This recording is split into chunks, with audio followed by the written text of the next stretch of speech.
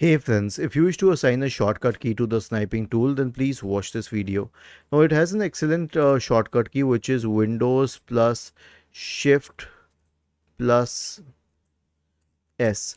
Why? Because it will not interfere with other software products nor with your clipboard. But if you really want to change it, then right click on the start button, select settings from the menu, go to the accessibility tab on the list on the left hand side, select keyboard in the right pane, and you'll find this option here which says use print screen key to open screen capture. You can also use this key, okay? So this has also open screen capture if I press control plus print screen. But I do not like this option because this will interfere with other software products and even the clipboard, but the choice is yours. Was this helpful? If yes, then please subscribe to the channel. If not, then let us know in the comment section of the video on how we could help you further. Thank you for watching this video and have a nice day.